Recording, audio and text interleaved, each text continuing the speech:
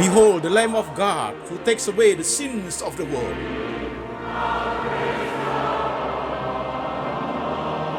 Jesus said, I am the way, the truth, and the life. No one come to the Father but by me.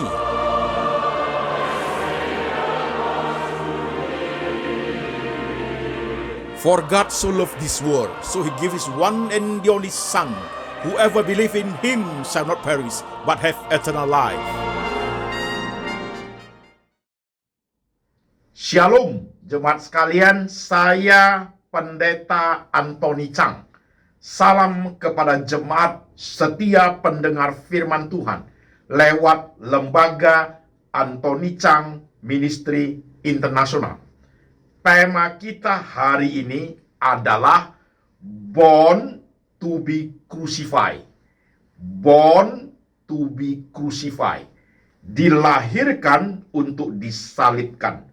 Kontemplasi Natal Part 3 bagian ketiga. Dan firman Tuhan hari ini diambil dari satu bagian saja, yaitu dari Injil Matius pasal 1 ayat 18 sampai 25. Demikian firman Tuhan.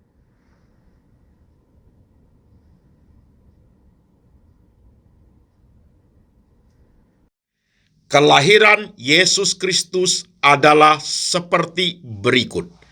Pada waktu Maria, ibunya, bertunangan dengan Yusuf, ternyata ia mengandung dari Roh Kudus sebelum mereka hidup sebagai suami istri. Karena Yusuf suaminya seorang yang tulus hati dan tidak mau mencemarkan nama istrinya di muka umum, ia bermaksud menceraikannya dengan diam-diam. Tetapi ketika ia mempertimbangkan maksud itu, malaikat Tuhan nampak kepadanya dalam mimpi dan berkata, Yusuf, anak Daud, janganlah engkau takut mengambil Maria sebagai istrimu, sebab anak yang di dalam kandungannya adalah dari Roh Kudus. Ia akan melahirkan anak laki-laki, dan engkau akan menamakan dia Yesus, karena dialah yang akan menyelamatkan umatnya dari dosa mereka. Hal itu terjadi supaya genaplah yang difirmankan Tuhan oleh Nabi. Sesungguhnya, anak darah itu akan mengandung dan melahirkan seorang anak laki-laki, dan mereka akan menamakan dia Immanuel, yang berarti Allah menyertai kita. Sesudah bangun dari tidurnya, Yusuf berbuat seperti yang diperintahkan malaikat Tuhan itu kepadanya. Ia mengambil Maria sebagai istrinya, tetapi tidak bersetubuh dengan dia, sampai ia melahirkan anaknya laki-laki, dan Yusuf menamakan dia Yesus. Amin. Jemaat sekalian, firman sudah kita baca, firman sudah kita dengar. Sekarang saya setiap jemaat, mari kita berdoa, kita tunduk kepala.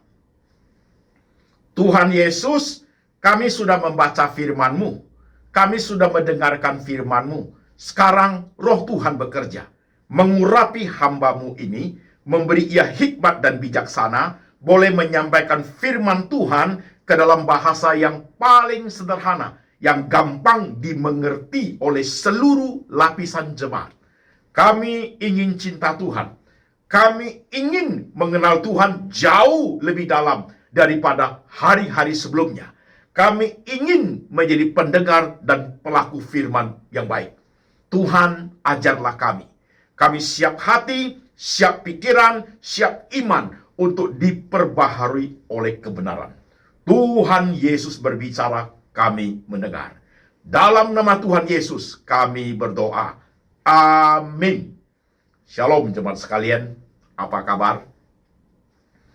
Saudara-saudara sekalian, tema kita hari ini adalah Born to be Crucified. Dilahirkan untuk disalibkan.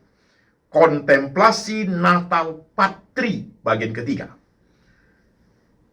Tanggal 3 Desember adalah minggu pertama, tanggal 10 Desember adalah minggu kedua, tanggal 17 Desember ini adalah minggu ketiga.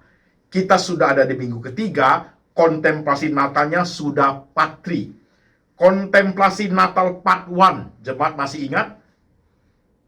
Tanggal 3 Desember, yaitu tentang mempraktekkan kasih. Di Natal ini kita berbagi kasih, berbagi parsel Natal kepada saudara-saudara seiman kita yang kurang mampu, yang hidupnya tidak beruntung, mereka miskin sekali. Kita datang mempraktekkan kasih, belajar dari Tuhan Yesus. Apa yang kamu lakukan untuk saudaraku yang paling hina itu, engkau sudah berbuat untuk aku, kata Tuhan Yesus. Itu part 1. Kontemplasi Natal part 2 minggu lalu, kita bicara mengenai Tuhan menjadi manusia. Pengorbanannya, konsistensinya, sehingga menjadikan pengorbanan yang besar itu menjadikan kita orang percaya. Mengapa Tuhan menjadi manusia? Mengapa Tuhan mau berkorban begitu besar? Kata jawaban singkatnya adalah karena cinta. Karena cinta engkau dan saya, maka Tuhan korban habis-habisan. Itu kontemplasi Natal part 2. Nah, sekarang part 3, saudaraku, adalah born to be crucified. Oke, jemaat konsentrasi. Saudaraku, khotbah hari ini saya menggunakan dua istilah. Satu, eksplisit. Yang kedua, implisit. Eksplisit adalah yang kelihatan secara kasat mata. Yang implisit adalah yang tidak kelihatan, unseen. Jadi saudara ingat ya, dalam khotbah ini dua istilah ini akan terus saya pakai. Saudara-saudaraku, suasana Natal sudah sangat dekat. Di mall, di rumah, di gereja, semua ruangan sudah didekor dengan sangat bagus, saudaraku. Dan saudara perhatikan, gereja-gereja di kota metropolitan, khususnya gereja-gereja besar, saudaraku, perayaan Natalnya itu gegap gempita. Tidak sama dengan gereja-gereja di pinggiran kota. Gereja-gereja di pedalaman jauh sangat sederhana. Gereja di gereja kecil itu, saudaraku, tidak seperti di kota metropol. Dan juga gereja kecil hanya ada paduan suara. Gereja kota metropolitan konser besar. Ada KKR luar biasa. Kalau di gereja kecil, paduan suara. Di gereja metropol, drama Natalnya sangat bagus. Lightingnya semua dilakukan secara profesional. Gereja kecil, gereja daerah pedalaman, drama ada juga, tapi sederhana sekali. Gereja metropol ada joy, luar biasa sukacitanya. Gereja kecil juga ada. Last but not least, terakhir tapi tidak kalah pentingnya, Christmas gift. Di kota metropol, jemaat tunggu hadiah Natal itu luar biasa. Kalau di kecil juga ada hadiah Natalnya, tapi tidak sehebat gereja-gereja metropolitan. Sekarang saudara perhatikan, apa yang saya jelaskan itu, saudaraku, semuanya adalah bentuk eksplisit. Apa yang kelihatan oleh mata kita, apa yang kelihatan oleh kita, suasana gereja itu, saudara sekalian. Itu yang terjadi. Saudara perlu menyimak dengan baik. Saudara-saudara sekalian, seandainya setiap orang Kristen hanya melihat suasana Natal itu, Christmas itu, dalam bentuk eksplisit saja, saudaraku, kita kehilangan nilai spiritual sangat besar. Sangat besar. Jemaat sekalian, sangat besar. Bahayanya gereja, saudaraku, kalau melihat semua dalam bentuk eksplisit saja. Saya kasih contoh, saudara sekalian. Sekian puluh tahun saya berkhotbah, baik undangan khotbah Natal. Tidak semua gereja sih, tapi banyak juga gereja seperti itu. Karena acaranya sangat banyak, maka panitianya datang kepada saya. Pak Pendeta, khotbahnya durasinya hanya 15 menit saja. Karena banyak acara, Pak Pendeta. Pak Pendeta, khotbahnya hanya 20 menit saja. Karena banyak acara. Saudara memperhatikan, begitu terfokusnya gereja Tuhan kepada acara-acara Natal itu, saudaraku, maka yang eksplisit itu begitu dipentingkan. Bahkan firman Tuhan itu dianggap sudah tidak begitu penting. Sudah tahu apa yang dikhotbahkan. Kalau bisa lebih cepat selesai, lebih bagus. Ingin menyaksikan konser, ingin menyaksikan drama Natal yang wah. Inilah ironisnya kekristenan zaman sekarang. Jemaat menyimak. Saudara-saudara sekalian, tadi eksplisit ya. Pernah kita berpikir tentang secara implisit Natal, saudaraku? Pernah? Hari ini khotbahnya Born to be Crucified adalah coba memahami, bukan saja eksplisit saja, tapi coba memahami Natal itu secara implisit, secara tidak kelihatan. Saudara menyimak. Saudara-saudaraku, setiap kali saudara mendengar saya berkhotbah dalam sekian puluh tahun, style khotbah saya, saudaraku, adalah coba untuk memahami pergumulan kerohanian, pertumbuhan kerohanian, menganalisa kerohanian daripada tokoh-tokoh di Alkitab. Saudara ingat apa yang saya katakan? Tokoh-tokoh di Alkitab itu, pertumbuhan rohani orang percaya itu melalui proses, melalui jalur, experiencing God, mengalami Tuhan di dalam pengalaman hidup kita sehari-hari, saudaraku. Perhatikan, apa yang ditulis oleh Musa, apa yang ditulis oleh Daud, apa yang ditulis oleh Paulus, apa yang ditulis oleh Petrus, saudaraku, itulah pengalaman hidup mereka. Mereka mengalami Tuhan. Daud mengatakan, Tuhan adalah gembalaku, takkan kekurangan aku. Sekalipun aku berjalan di lembah kekelaman, gadamu dan tongkatmu yang akan menyertai aku. Dialami. Paulus mengekspresikan, aku berseru 3 kali supaya utusan-utusan iblis itu mundur daripadaku, supaya duri dalam dagingku dicabut oleh Tuhan. Itu pengalaman dia. Rasul Petrus, sekali-sekali tidak Tuhan, engkau tidak akan dibunuh. I will die for you. Itu pengalamannya Petrus, saudaraku. Begitu kan? Khotbah hari ini coba memahami secara implisit, saudaraku, sambil satu tokoh, yaitu apa? Yang kita baca tadi, Injil Matius pasal 1 ayat 18 sampai 25. Yaitu tokohnya namanya Maria. Saudara garis bawahi, saya tidak mengajar Mariologi, sama sekali tidak. Saya tidak menomorsatukan Maria, sama sekali tidak. Yang saya inginkan adalah kita belajar untuk menganalisa pertumbuhan kerohanian Maria itu, saudaraku, sebagai suatu pelajaran berharga bagi pertumbuhan kerohanian kita. Oke? Understood, saudaraku? Nah, sekarang kita lanjutkan satu step lagi. Saudara-saudara sekalian, Maria adalah the only woman, satu-satunya wanita di kolong langit ini yang diperkenan Tuhan memakai rahim Maria untuk melahirkan juru selamat. Satu-satunya itu, saudaraku. Satu-satunya. Nah, ini menjadi sangat unik pergumulan kerohanian Maria. Saudara menyimak dengan baik. Saudara-saudara sekalian, waktu Maria, ketika Maria itu mengandung, Yusuf menjadi gelisah karena mereka belum hidup sebagai suami istri. Datanglah malaikat Tuhan, Yusuf anak Daud, jangan engkau takut mengambil Maria sebagai istrimu, karena dikandungnya adalah dari Roh Kudus. Maria pun mendapat konfirmasi dari malaikat. Salam bagimu, hai Maria. Sesungguhnya engkau akan melahirkan seorang anak. Ia disebut Immanuel. Maria mengatakan, sesungguhnya aku adalah hamba Tuhan. Jadilah menurut kehendakmu. Maria ngomong begitu. Oke, saudaraku, jelas ya, clear ya. Nah, saudara sekarang perhatikan.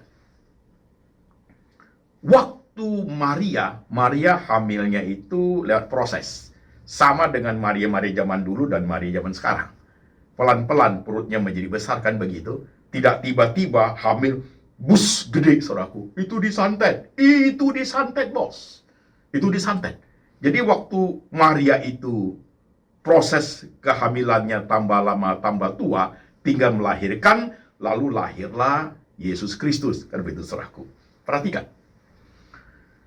Ketika Maria itu melahirkan Yesus, dia melihat bayi itu sehat, begitu bagus, pasti timbul sukacita di hatinya.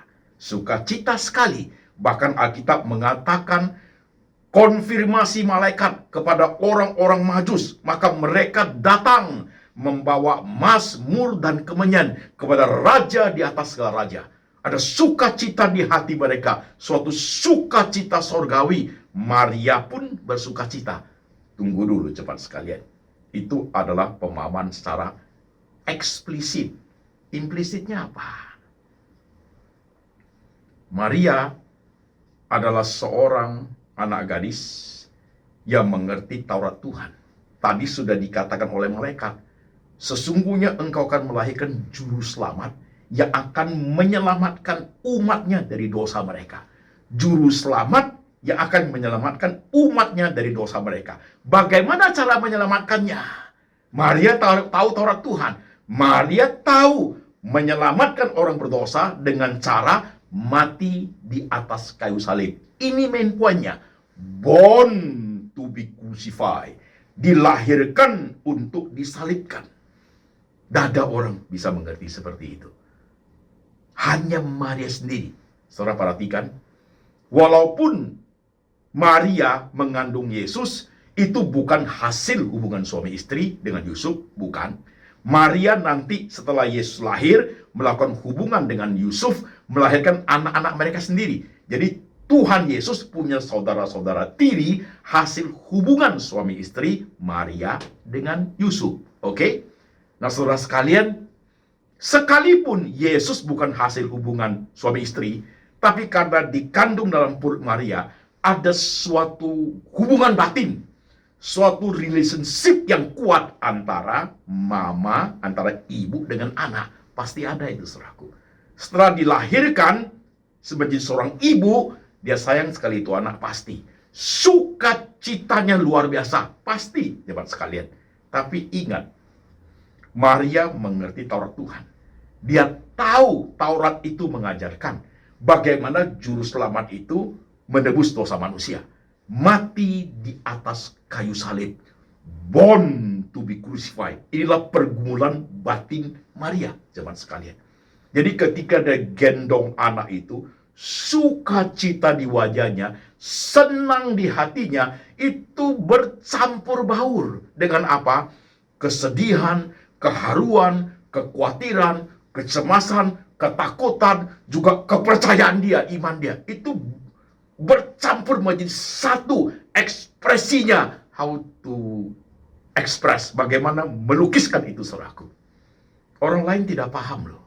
Jadi ketika dia gendong anak itu, begitu bagus di bayi, pikiran Maria sudah sampai ke 33,5 tahun di depan.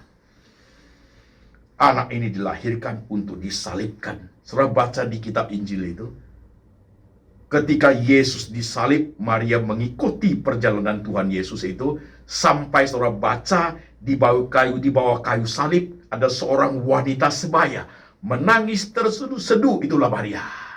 Dia berteriak, "My son," anakku, hubungan ibu dan anak. "My living God," Tuhanku. Dia tahu dari Taurat Tuhan. "My Savior," juru selamatku. Dia tahu dari Taurat Tuhan. Betapa sulitnya ekspresi jiwa Maria, pergumulan kerohaniannya, experiencing God dalam kehidupan pengalaman dia. Betapa rumitnya, saudaraku. Betapa rumitnya. Nah, ini yang mau saya ungkapkan. Ketika kita merayakan Natal, saudaraku, hanya secara eksplisit sukacita, wah luar biasa, kusuk bukan main, sederhana Natalnya, dramanya luar biasa. Tapi kalau tidak memiliki pemahaman secara implisit, menjadi tidak ada artinya, saudaraku. Menjadi tidak ada artinya. Menjadi kosong nilai kekristenan itu.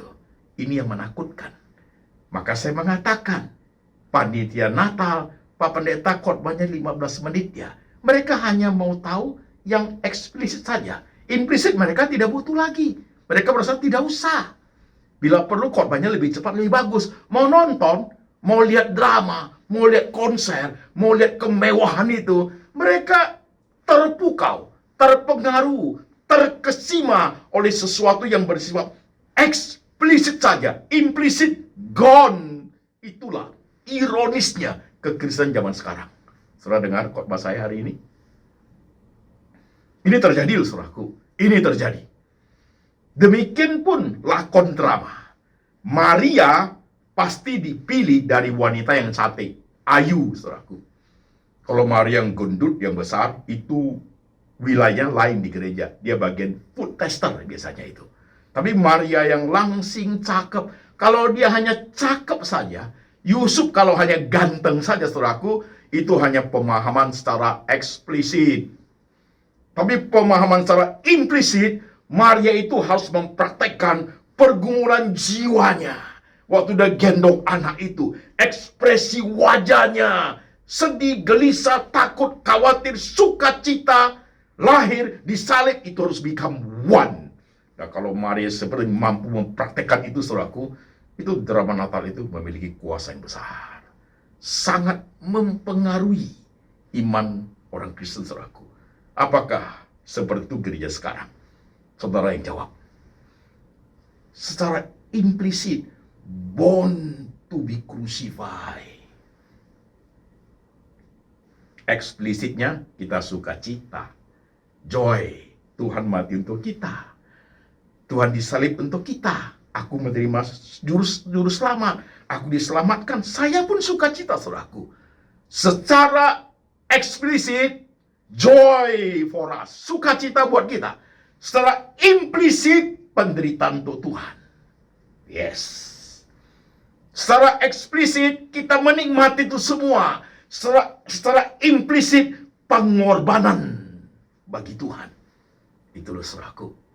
Senyum buat kita, penderitaan buat Tuhan. Sukacita buat kita, penderitaan buat Tuhan. Saudara memaham seperti itu? Mau? Kalau saudara mau paham seperti itu, nanti 24-25 Desember, pakai khotbah saya ini. Part 1, Part 2, Part 3. Lengkapi 3 bagian dalam imanmu itu untuk mengikuti ibadah Natal. Pasti you see very different. Kau akan melihat sangat berbeda tentang Tuhan itu. Menjadi sangat different, sangat berbeda. Kau tidak sekadar hanya terpukau oleh eksplisit, tapi coba memahami secara implisit seperti jiwa Maria itu, saudaraku. Tidak mudah memang sih. Saya gumul ini puluhan tahun, saudaraku. Puluhan tahun. Saya kasih ilustrasi biar jemaat menyimak dengan baik. Seorang papa punya 3 anak. Dia akan memberikan setiap anak itu hadiah yang mahal dan bagus. Sampai harinya tiba, dia memberikan hadiah itu kepada setiap anaknya. Anaknya yang nomor 3, yang paling kecil. Setelah menerima hadiah itu, dia langsung buka hadiah, koyak hadiah di depan. Sukacita sekali, dia berjingkrak-jingkrak karena hadiahnya mahal, bagus, dan bagus sekali. Dia bawa ke mana-mana, kasih tunjuk teman-temannya. Oke-oke saja itu adik. Adik nomor 2. Buka kadonya, bagus hadiahnya, langsung nangis. Makasih ya papa, dia bawa pergi hadiahnya. Sang koko, ekspresi biasa, makasih papa, dia ambil hadiahnya. Dia bawa ke kamarnya, dia buka itu hadiah, mahal sekali. Mahal sekali. Sama mahalnya dengan yang dimiliki oleh kedua adiknya. Tapi sang kuku ini ingin memahami, tidak eksplisit saja, tidak secara kasat mata, mahal ya, tidak sekedar itu. Dia mau ngerti secara implisit, saudaraku. Papaku ini bisa membeli 3 hadiah yang begitu mahal ini. Dia sudah berkorban berapa banyak. Hal-hal yang perlu dia nikmati, dia rela tidak nikmati. Uangnya dia tabung untuk bisa membeli 3 barang ini. Berapa lama dia bertabung, menabung untuk bisa membeli ini. Itu Koko mikir. Ada air matanya turun loh. Dia bukan sekedar kagum dengan hadiah itu. Tadi melihat sesuatu jauh di belakang hadiah itu. Pengorbanan papanya. Dia berjanji dalam hatinya. Hadiah ini menjadi saksi bahwa dia belajar untuk mengasihi papanya jauh lebih sungguh. Bahwa dia belajar untuk menyayangi papanya sampai mati. Adik paling kecil, no problem, oke-oke aja. Adik nomor 2, that is okay life. Tapi Koko, saudaraku, dia coba memahami. Dia coba mengerti eksplisit dan implisit. Dia menyatukan keduanya. Air matanya air mata kesungguhan yang menciptakan suatu konsistensi untuk mengasihi papanya. Itulah Natal. Cepat mau. Saya gumuli hal ini puluhan tahun, saudaraku. Mungkin jemaat akan bertanya, Pak Pendeta, memahami serumit seperti ini buat apa? Pemahaman seperti ini, saudaraku, akan membuat pertumbuhan kerohanian saudaraku tumbuh secara signifikan. Konsistensinya, kesungguhannya, kedalamannya. Setiap tahun pergumulan, you see different way. Kamu lihat hal yang berbeda. You see something implisit yang berbeda. Makin lama, makin mengenal Tuhan. Sangat mempengaruhi jiwa. Sangat mempengaruhi roh kita. Sangat mempengaruhi konsistensi hidup dan pelayanan seorang pelayan Tuhan. Yes. Harus diakui. Saya secara fisik tidak sekuat dulu lagi. Dulu saya khotbah 1 hari itu 6 kali khotbah hari Minggu itu. 6 kali itu kesungguhannya, kekuatannya, speednya sama, tidak berubah. Tapi sekarang saya tidak mampu seperti itu, saudaraku. Kekuatan fisik tidak sekuat itu lagi. Tapi kalau soal roh yang menyala, saudara boleh uji. Silakan tes, saudaraku. Silakan tes. Aku belajar memahami Tuhan. Saya belajar secara eksplisit. Saya mau memahami secara implisit. Saya suka cita Tuhan mati buat saya. Tapi He was born to be crucified. Senyum saya adalah air mata dia. Tertawa saya adalah gerangan kesakitan dia di atas kayu salib. Kehormatan saya menjadi warga negara surgawi adalah penderitaan buat dia. Meninggalkan segalanya. Lahir di keluarga tukang kayu. Lahir di palungan. Mati kuburannya di antara orang fasik.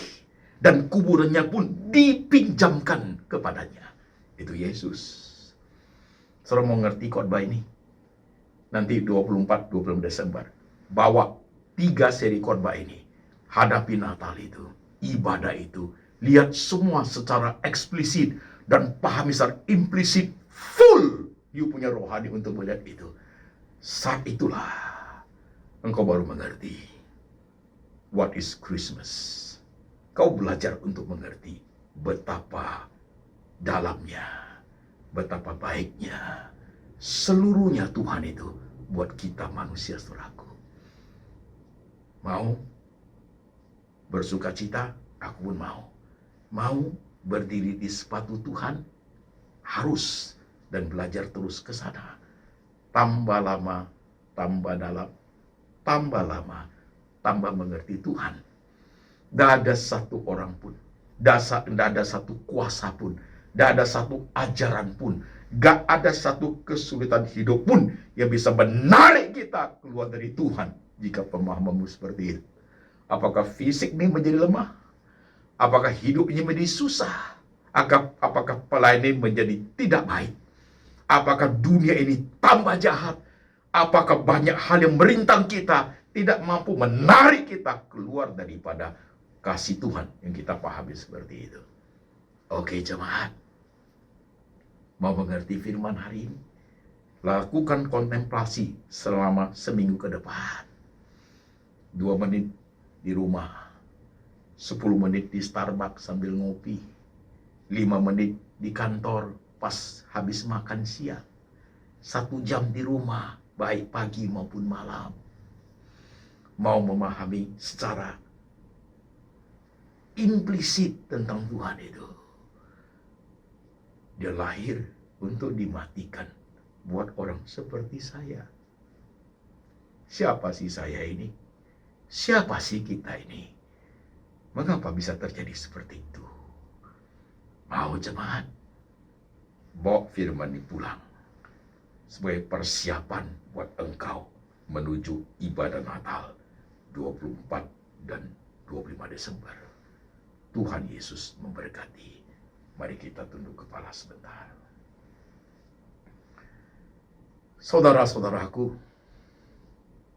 tundukkan kepalamu hari ini. Lihat kebesaran Tuhan. Lihat suara nyanyian Natal sudah berkumandang. Suasana hati umat Tuhan sudah mulai sukacita. Tapi aku ingin engkau melihat bukan saja eksplisit, aku ingin engkau melihat secara implisit, memahami sedalam mungkin tentang kasih dan pengorbanan Tuhan, supaya imanmu tumbuhnya bagus, berakar ke bawah dan bertumbuh ke atas. Kau kuat rohanimu, hidupmu seturut dengan firman, rohmu menyala-nyala. Nobody can stop you. Tidak ada satu hal pun yang bisa menghentikan engkau dalam melayani Tuhan. Jemaat mau? You doa sendiri-sendiri, saudaraku. Kau pelayan Tuhan, kau pendeta, kau missionary, kau mahasiswa-mahasiswi teologi yang sedang tekun menekuni firman Tuhan, kau pendoa syafaat, kau diaken, majelis, kau pelayan Tuhan yang sudah hilang kekuatannya, pelayan Tuhan yang sudah seperti api yang sudah redup, hampir padam. Engkau itu orangnya. Hari ini dengarkan firman ini. Siapkan hati untuk Natal, supaya kembali rohmu menyala. Tuhan Roh Kudus menguatkan setiap kita. Tuhan Yesus, setiap kami yang tertunduk, tanganmu ada di kepala kami, Tuhan. Tanganmu ada di hati kami, Tuhan. Teguhkan hidup kami seturut dengan firman Tuhan. Di tengah suka dan duka, berkat dan kesulitan yang kami alami, Tuhan, tidak akan menggoyangkan kami untuk memahami Engkau satu-satunya juru selamat kami. Pengorbananmu terlalu besar. Dengan apa yang kami alami, Tuhan, tidak sebanding. Apa yang kami alami, Tuhan, sangat kecil, tidak sebanding. Kami melihat kebesaran Tuhan. Kami melihat keagungan Tuhan. Kami melihat salib Tuhan. Bawa kami ke salib-Mu, Tuhan, untuk mengerti hidup ini. Hidup seturut dengan firman. Tekun memikul salib yang harus kami pikul. Ya Tuhan Yesus, berkati jemaat dalam kehidupan mereka. Berkati jemaat di penghujung tahun ini, Tuhan. Urapi mereka. Berkati kehidupan mereka, ya Tuhan. Dengar hamba-Mu berdoa. Kasih daripada Allah Bapa turun atas jemaat. Yesus Kristus, gembala yang baik, pemelihara jiwa jemaat. Dan Tuhan Roh Kudus selalu mengajar kebenaran. Tekun di dalamnya menjadi pelaku firman yang baik. Sampai selama-lamanya. Sampai Tuhan Yesus datang kembali menjemput setiap orang percaya. Dalam nama Tuhan Yesus. Amin.